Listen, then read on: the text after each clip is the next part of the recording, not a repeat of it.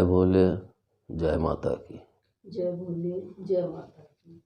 आज मैं इस पथ पे कैसे आया, आप सबसे इस विषय में थोड़ी चर्चा करना चाहता हूँ, क्योंकि मैंने पहले भी कहा था कि मैं अपने विषय में आप सबको थोड़ा थोड़ा करके बताता जाऊँगा।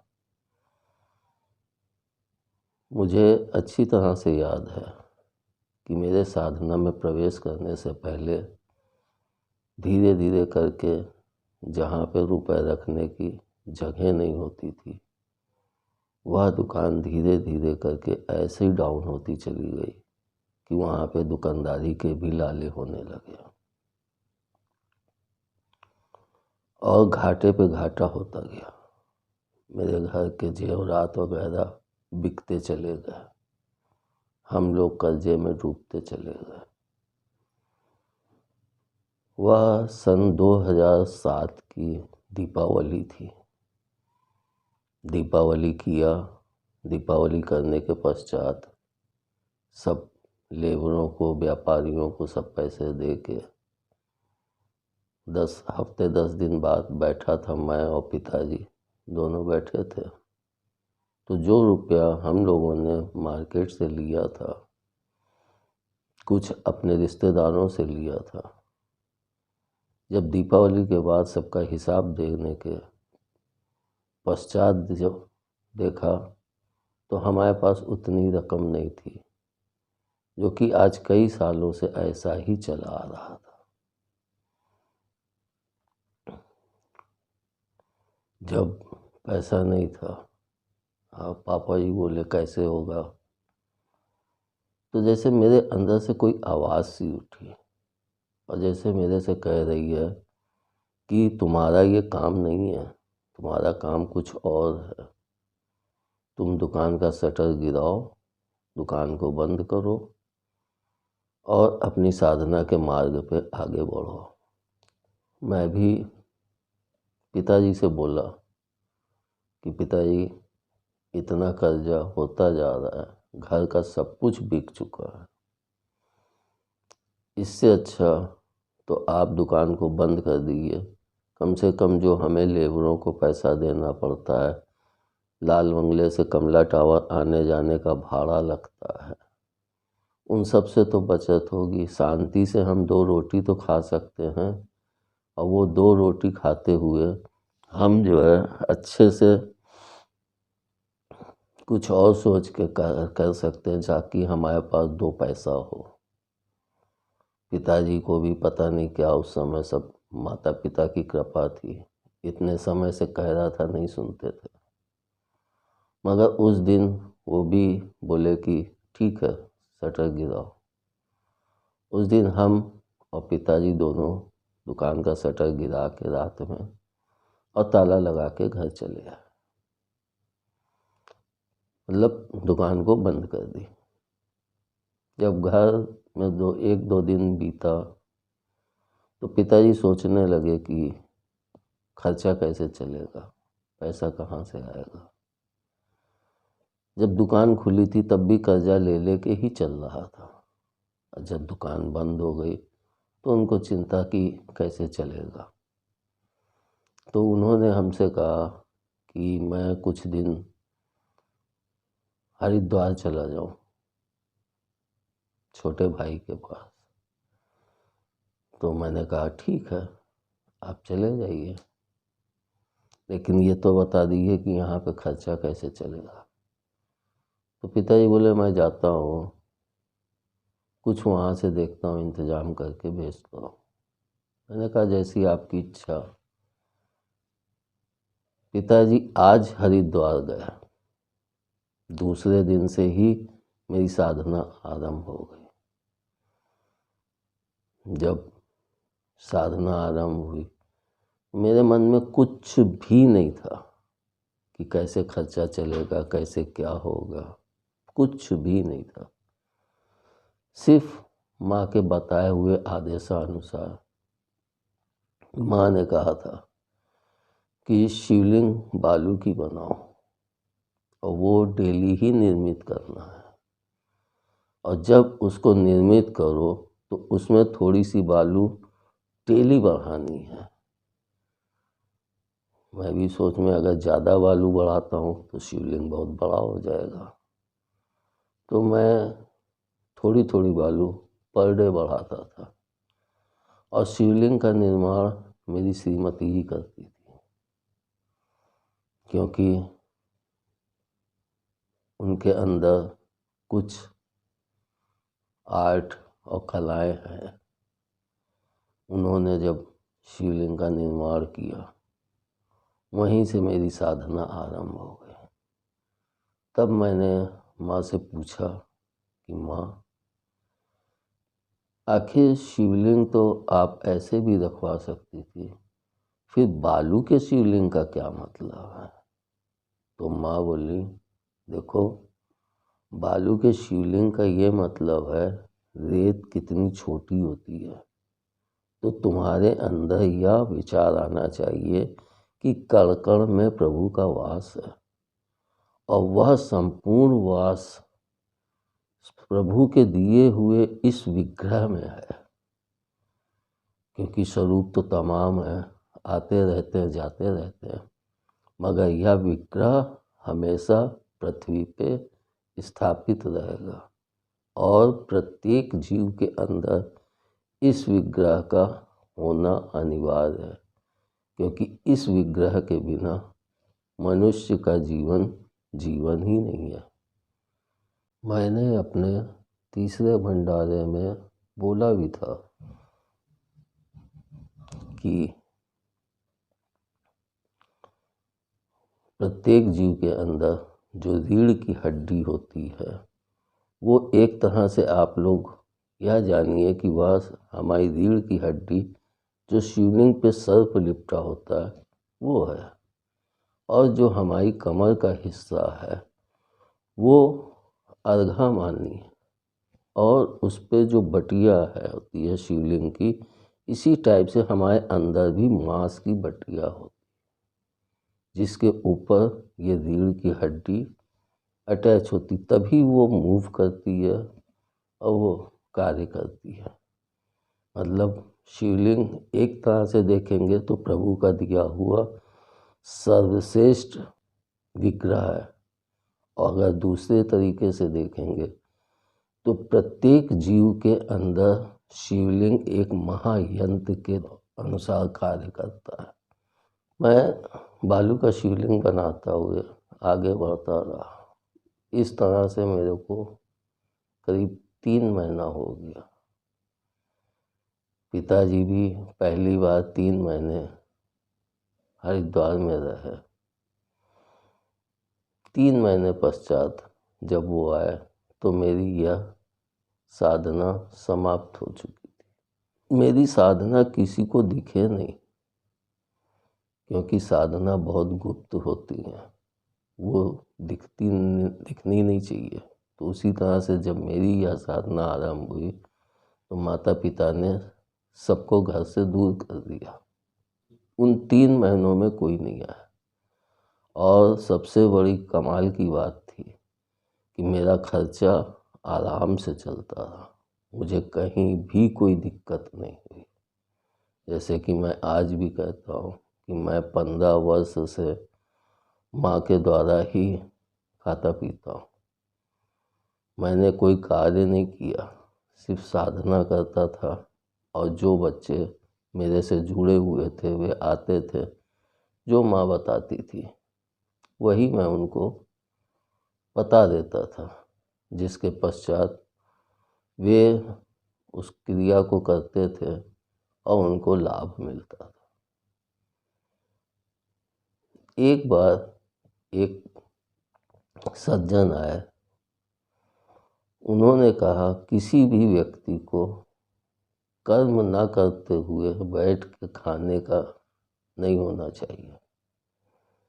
मैंने कहा मेरी माँ तो कहती है तुम बैठो खिलाऊंगी मैं, तुम सिर्फ अपनी साधना को संपूर्ण करो। उस दिन मेरे को ऐसा लगा कि जैसे माता पिता जब किसी पथ पे खींच के लाते हैं तो वो कितने अच्छे से उस पथ पे चलाते हैं और कितनी सुंदर तरीके से पूरा ध्यान रखते हुए आगे बढ़ाते हैं। तो एक तरह से हम कह सकते हैं कि साधना के इस मार्ग पे, मतलब मेरे जीवन के इस पथ में जो एकदम उल्टा है, जिससे मेरा कोई भी लेना देना नहीं था, इस मार्ग पे माता पिता ही लेके आए। तभी इतनी समस्याएं, पैसे का ना होना, घर में खाने की दिक्कतें होना, मगर जिस दिन से माँ का आगमन हुआ उस दिन से ये कष्ट जैसे दूर हो गया। खाने की चिंता नहीं रहती थी, क्योंकि कहीं ना कहीं से माँ सब कुछ जुगाड़ करती थी, घर बैठे ही होता था, मेरे को कहीं जाना नहीं पड़ता था। तब मैं जब उससे आगे बढ़ा, तब माँ ने मेरे को कि जो साधना है उसमें आग दीपक का भी बहुत महत्व होता है। तो दीपक के बीच में बैठ के, जैसे उस समय 32 दीपक, 101 दीपक ऐसे घेरा बनाओ, उसमें बैठो और अपने जप को करो। मेरी एक आदत शुरू से रही है कि मैं जिस पथ पे चल रहा था, तो जो बच्चे मेरे से जुड़े हुए थे उनको भी उसी पथ पे लेके चल रहा, क्योंकि मुझे कोई ज्ञान नहीं था। मैं जो सीख रहा था, तो जो साथ में थे उनको भी मैं यही कोशिश कर रहा था कि ये बच्चे भी चले। जो 4-5 बच्चे उस समय एकदम शुरुआत में मेरे से साधना के 6 महीने पश्चात ही जुड़े, एक बच्चा तो का शुरू से ही जुड़ गया था, तो उन सबसे वो क्रियाएं करवाई। मगर होता है ना, जिसको माता पिता उस मार्ग पे आगे बढ़ाए, तो उस मार्ग पे हर कोई नहीं बढ़ सकता, क्योंकि सहारा बहुत बड़ी चीज़ है, गुरु बहुत बड़ी चीज़ है। मेरा गुरु तो मेरे माता ही पिता रहे। जब मैं इस मार्ग में और आगे बढ़ा, तो जो बच्चे मेरे पास आते थे कि ये समस्या है, ये प्रॉब्लम मेरे शरीर में है, या ये दिक्कत है घर में, या जो भी होता था, तो उस समय माँ ने मुझे एक मंत्र दिया था कि यह मंत्र सभी बच्चों से करवाओ, तो उनको फ़ायदा मिलेगा और उनके जीवन में भी एक खुशहाली होगी। क्योंकि यह मंत्र अंदर का है, बाहर में तो हमारे तमाम स्वरूप होते हैं, लेकिन अंदर में कोई भी स्वरूप नहीं है। अंदर में तो सिर्फ माँ की छाया दिखती है, उसको भी हम नहीं कह सकते हैं कि वो काली है या दुर्गा है या पार्वती है या कौन सी माँ है, क्योंकि काली को तो हमने जवान और वो उस रूप में बना दिया, लेकिन अंदर में माँ का स्वरूप जो दिखता है, जैसे आप लोगों ने देखा होगा कि फोटो में कहीं पे शिव जी नीले होते हैं, कहीं पे माता काली नीली दिखाई गई हैं। तो नीले का मतलब क्या है? क्योंकि हम उन्हें अंधकार में देख रहे हैं। जब अंधकार में देखेंगे तो हमें एक छाया ही टाइप से दिखेगी दूर से। इसलिए अंदर माँ का स्वरूप, पिता का स्वरूप सिर्फ एक दिखता है, लेकिन बाहर हम मनुष्यों ने वही स्वरूप भिन्न भिन्न रूपों में तमाम बना दिए। जिसको जिस स्वरूप से ज़्यादा मोह लगा, उसने उस स्वरूप को पकड़ के उस परम पिता तक पहुंचा और उसने उस स्वरूप को ही मान्यता दी। मगर जब हम ध्यान में बैठते हैं तो हमारी अंदर से जर्नी आरंभ होती है। अंदर से जर्नी का मतलब है कि हमारे अंदर से मजबूती होती है। जब अंदर से मजबूती होती है तो हम बाहरी कार्यों को एक मजबूती से कर सकते हैं। जैसे कि हम देखते हैं कि मकान की नींव जो होती है, कहते हैं, हमारे बुजुर्ग लोगों से सुना है कि जितनी मजबूत डलवाओगे उतना ही ज़्यादा मकान टिकाऊ होता है। तो वही चीज़ इस मार्ग में भी होती है। हमारे जीवन पथ पे भी यही चीज़ लागू होती है कि हम अंदर से जितने मजबूत होंगे, बाहर से उतना ही खुशी और प्रसन्नता से सारोबोर होंगे। क्योंकि जब हम अंदर से मजबूत होते हैं तो हमारे अंदर हिम्मत होती है, प्यार भी होता है। लेकिन कभी कभी हम जब गुस्सा हो जाते हैं ना, तो अति हो जाती है गुस्सा। इसीलिए मैं कहता हूँ कि किसी भी चीज़ को, चाहे खुशी हो, चाहे दुख हो, चाहे गुस्सा हो, जब इस मार्ग पे चलो तो हमें इन तीनों को कंट्रोल करना पड़ता है। क्योंकि मैंने देखा है कि जब मैं इस मार्ग में बढ़ा था तो शक्तियाँ, जब माँ ने साधना करवाई तो जो शक्ति मिलती, तो उसके एक आवेश महसूस नहीं होता था क्या शक्ति मिली क्या नहीं मिली, ना मुझे कुछ भी जानकारी थी। लेकिन उससे एक आवेश होता था कि किसी चीज़ को, जैसे कोई भी व्यक्ति आता था तो मैं उसको देख के उसके जैसे बुराइयां कभी कभी दिखे तो मैं उसको बोल देता था, तो मैं धीरे धीरे बुरा होता जा रहा था।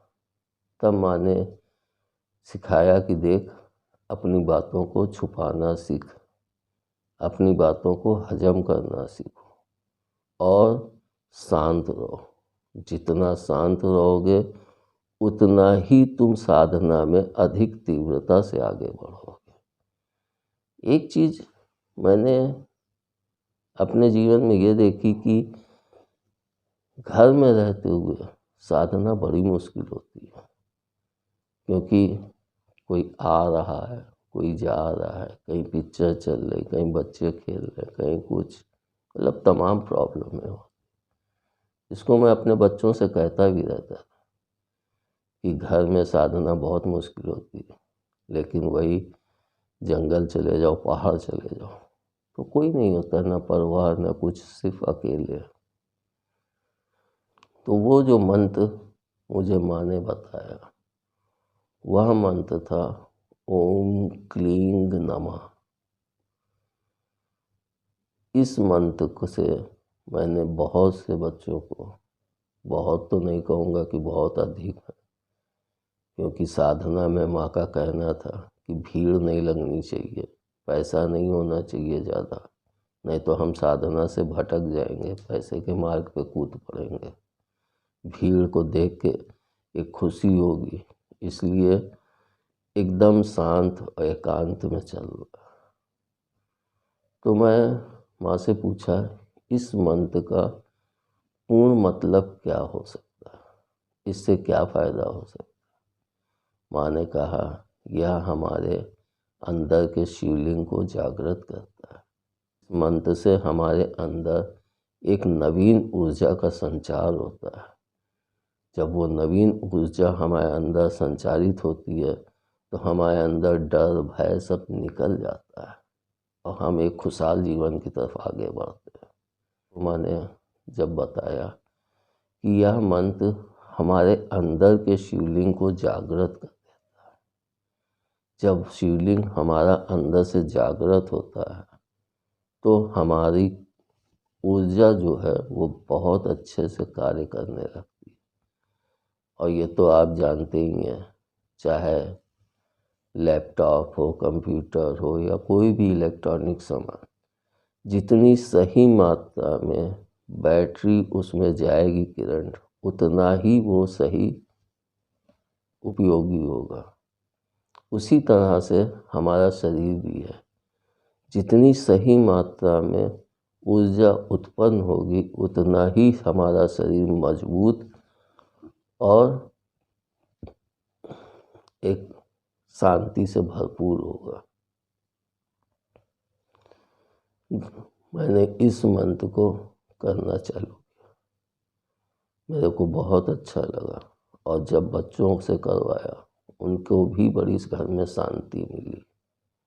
क्योंकि माँ ने कहा यह मंत्र सार्वजनिक है, इसको कोई बंधन नहीं है। आप बैठिए पूरब दिशा की तरफ, उत्तर या पश्चिम, दक्षिण की तरफ कभी मत बैठिएगा, मुँह बैठ के आराम से इस जप को कीजिए। किसी गुरु की आवश्यकता नहीं, किसी भी चीज़ की आवश्यकता नहीं, सिर्फ अपने ध्यान में बैठ गए। ओम क्लीं नमः। मैं तो लोगों से माला भी नहीं पकड़वाता था, क्योंकि माला गिनते में ध्यान भटकता है, हमारी एकाग्रता उससे खंडित होती है। इसलिए मैं अपने बच्चों से कभी भी माला नहीं पकड़वाया। और एक दोहा मुझे याद आता है जिसमें कहा है, माला फेरत जुग फिरा, फिरा न मन का फेर। तो वही है, माला फेरने से कोई वो नहीं है। हम 1 घंटा बैठे या आधा घंटा, आधे घंटे से कम हमें नहीं बैठना चाहिए, क्योंकि फिर उसका कुछ अंश मिलता नहीं है। कम से कम हमें बैठने के बाद 10-15 मिनट तो अपने लय में आने में लगता है, और जब हमारी शिवलिंग कार्य करना आरंभ करती है तो हम उठ जाएं तो नहीं होता है। यह ध्यान एक तरह से देखें तो हमारी पूरी बॉडी का 1 घंटे में सर्विस करती है। जैसे हम लोग गाड़ी की सर्विस कराने जाते हैं तो कहता है 20 मिनट लगेगा, या 1 घंटे लगेगा, या 2 घंटे लगेगा, जो भी उनकी टाइमिंग होती है। उसी तरह से हमारे इस शरीर को 1 घंटे की सर्विसिंग आवश्यक है। तो हमें ध्यान में 2 फायदे मिलते हैं। एक तो हमारे मंत्र जाप के उच्चारण से जो हमारी वेव्स निकलती हैं वो हमारे शिवलिंग को ऊर्जावान कर देती हैं, और जब वो ऊर्जावान होती हैं तो हमारे शरीर के अंदर में खून की दौड़ान बहुत अच्छी गति से चलने लगती है। दूसरा जो फ़ायदा है वो ये है कि ध्यान में हम एकाग्र होते हैं तो बाहरी चीज़ों से हट जाते हैं, क्योंकि हम ध्यान में जैसे अपने इन 2 नेत्रों से बाहर देखते हैं, उसी तरह से माँ ने बताया कि इन नेत्रों से तुम अपने अंदर में देखो, लेकिन उसमें भी कभी ज़बरदस्ती मत करना, क्योंकि अगर हम अपने आप नेत्रों को अंदर झांकने के लिए मजबूर करेंगे कि नहीं देखो, तो हमारे सर में पीड़ा होने लगेगी, और जब सर में पीड़ा होने लगेगी तो हमारी तकलीफ़ों में बढ़ोतरी होगी और हम इससे किनारे हो जाएंगे कि हमको इसके कारण ये लाभ नहीं मिल रहा है। इसलिए आसन पे बैठो, एकदम फ्री हो गए, क्योंकि हम माता पिता की शरण। बाहर में तो हम दुर्गा जी को पूजें या राम जी को पूजें या विष्णु जी को पूजें या शिव जी को, किसी को भी पूज सकते, लेकिन अंदर में सिर्फ प्रभु और माँ, वो भी किस रूप में, सिर्फ छाया रूप में दिखते। जब मैं इसमें आगे बढ़ा तो मुझे बहुत से एहसास होने लगे। मुझे यहाँ तक, जैसे कि मैंने सुना था कि वो अपने शरीर से निकल के चले जाते थे और घूम के या अपना कार्य करके फिर वापस आ। इसका भी अनुभव मुझे इस ध्यान में ही हुआ। मैं भी जब ध्यान में बैठता था तो कभी कभी अपने शरीर से बाहर चला जाता था, और बाहर जाके कहीं अपने बच्चे, किसी बच्चे के कि मेरे को तो उसके घर पहुंच जाता था, देखता था और फिर चला आता था। तो उससे क्या होता था कि मेरे को एक अंदर से खुशी होती थी कि मैंने अपने इस बच्चे को चलो सुधारा, सही किया। माता पिता ने जो मुझे कार्य दिया उस कार्य में मैं कुछ तो आगे बढ़ा, एक कदम। जब आगे बढ़ते हैं, बच्चे खुश होते हैं तो बहुत अच्छा लगता है। फिर जब मैं बाहर जाके देखता था तो कई विचित्र अनुभव भी होते थे। मैं अब भी आपको यही कहूँगा कि कभी भी बगैर गुरु के आप ध्यान की उच्च साधना में मत चलें, क्योंकि यह अदृश्य ध्यान हमारे अंदर का होता है या प्रभु के उस संसार का होता है जो हमको इन नेत्रों से नहीं दिखता है। तो उसमें हमें गुरु की आवश्यकता होती है। जैसा कि मेरा एक बच्चा ध्यान में बैठा और वो अपने शरीर से बाहर चला गया, तब वो मेरे को मुझे बचाइए, तब मैं उसको वापस ले गया। तो ऐसा कुछ भी नहीं कीजिएगा कि आपको दिक्कत होगी, लेकिन इस मंत्र को जपने से हम माता पिता के शरणागत हो जाते हैं, तो वो हमारी सुरक्षा स्वयं करते चलते हैं, वो हमारा कोई हानि नहीं होने देते हैं। इसलिए मैं आप सबसे ज़रूर यह कहूँगा कि इस जप को आप बेखौफ होकर कीजिए, क्योंकि जब तक हम करेंगे नहीं तो हम उसका कुछ भी एहसास नहीं कर सकते हैं। जैसे कि मेरे से माँ बोल दी थी कि जब तक तुम इसको करोगे नहीं, इसको चलोगे नहीं, तब तक कैसे एहसास करोगे। जब साधना के 8 महीने बीते होंगे, तब माँ बोली कि अब घर में कुछ परिवर्तन होना चाहिए। तो मैंने कहा कैसा परिवर्तन? उसके लिए पैसा चाहिए, हर चीज़ हो। तो बोले छोटे भाई की शादी कर दो। मैंने कहा जैसी आपकी इच्छा। उसी वक़्त छोटे भाई के ससुराल की तरफ से देखने आए, शादी तय हो गई और सन 2009 में उनकी शादी हुई। तो मेरा कहने का मतलब है, जब हम माता पिता का हाथ पकड़ते हैं तो हमको अपने अंदर से वो सारी चिंताएं, वो सारी चीज़ों को निकाल देना चाहिए, जो कि बहुत दुष्कर कार्य है, क्योंकि मनुष्य जीवन में कोई अपनी चिंताओं को नहीं निकाल पाता। लेकिन मैं प्रत्यक्ष अनुभव है कि जब मैं 15 साल से चल रहा हूँ और घर पे ही बैठ के सिर्फ ध्यान किया और जो माँ ने सिखाया वो सीखा। मुझे कोई पुस्तकी ज्ञान नहीं है, ना मैं किसी की कुंडली देख सकता हूँ, ना मैंने कोई किस्से कहानी पढ़ी। अब तो मैं कोई किताब भी नहीं पढ़ सकता। इस पे भी मुझे एक कहानी याद आती है, पता नहीं कौन से संत थे, तो वो गए थे अपने गुरु के पास कि मैं उनसे जाके शिक्षा लूँ। तो जब वो उनकी झोपड़ी पे पहुँचे तो उन्होंने दरवाज़ा खटखटाया, तो अंदर से गुरुजी ने पूछा कि कौन आया। तो उन्होंने अपना नाम बताया, इसलिए आपका शिष्य बनने के लिए। साथ में क्या लाए हो? बोले जो मैं पढ़ता हूँ पुस्तकें वो लेके आया।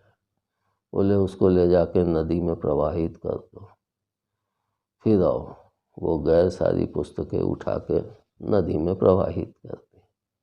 नदी में प्रवाहित करके जब वो वापस आए तब उन्होंने द्वार खोले। बोले अब तुम आओ, क्योंकि इस मार्ग में कोई भी पुस्तकी ज्ञान नहीं चलता है, ये उसकी कृपा होती है। मेरे इस मार्ग में पुस्तक की एक भी चीज़ नहीं चली, क्योंकि मैंने जब इस मार्ग में कदम रखा तो मुझसे माँ ने कभी नहीं कहा कि तुम ये पुस्तक पकड़ो या ये, कुछ भी नहीं। सिर्फ मंत्र बताती थी, ऐसे करना है, ऐसे बैठना है, ऐसे करना। मैं बैठता था, करता था और मेरे को बहुत कुछ मिला। माँ पिता का इतना प्रेम मिला है कि वो तो मुझे सब्जी तक नहीं बताते थे। कभी कभी जब खुश होते थे कोई वो होती थी, जैसे मैं हर शुक्रवार को भोग लगाता हूँ, पूर्णमासी को भोग लगाता हूँ, अमावस्या को भोग लगाता हूँ, क्योंकि अमावस्या माँ की है, पूर्णमासी पिता का, तो मैं दोनों में ही भोग लगाता। तो जब खुश होते थे तो कभी कभी बताते थे और उसका पूरा विज्ञान भी बताते थे।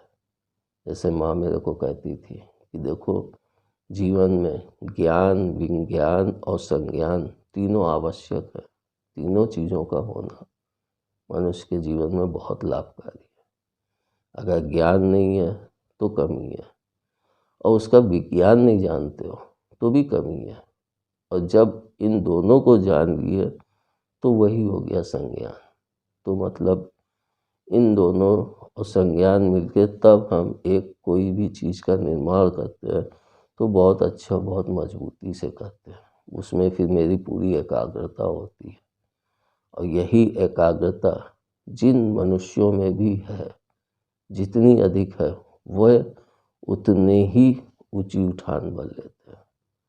और जो शिथिल हो जाते हैं, जिनमें एकाग्रता नहीं होती है, वो भटकते रहते हैं, इधर उधर की सोचते रहते हैं, उनका जीवन का वैसे ही चलन हो जाता है, मतलब वे वैसे ही चलते रहते हैं। इस मंत्र को सुन के जो मेरे बच्चे पहले से जुड़े हुए हैं वो अत्यंत प्रसन्न होंगे।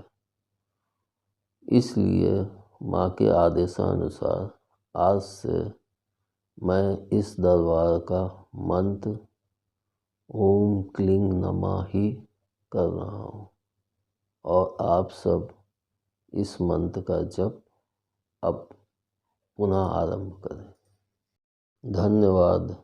जय भोले, जय माता की। जय भोले, जय माता की।